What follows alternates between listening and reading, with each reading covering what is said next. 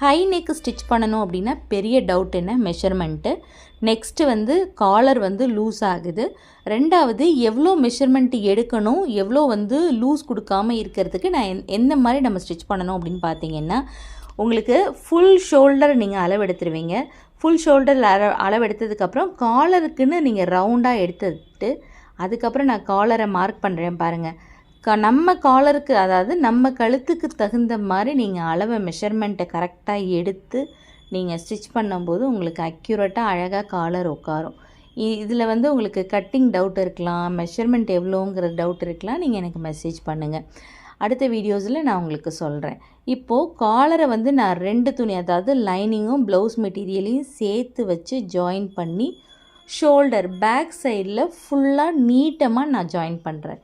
இதுக்கு பேர் வந்து நம்ம ஹை நெக்குன்னு சொல்லுவோம். காலர் தனியாக நம்ம செப்பரேட்டாக ஃபிக்ஸ் பண்ணுறது இல்லை.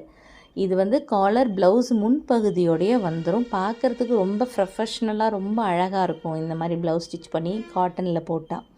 இப்போது நான் பேக்கில் நான் ஜாயின் பண்ண போகிறேன். பேக் பீஸையும் ஃப்ரண்ட் பீஸையும் எப்படி நான் ஜாயின் பண்ணுறேன் அப்படின்னு பார்த்தீங்கன்னா, shoulder to shoulder, edge to edge வச்சு சென்டர் கார்னர் பண்ணிவிட்டு நான் பேக்கில் வந்து டைமண்ட் நெக்கு கொடுத்துருக்கேன்.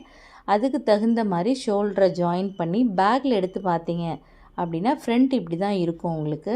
ஃப்ரண்ட்டு ஜாயின் பண்ணிவிட்டு காலர் கரெக்டாக உட்காரும்.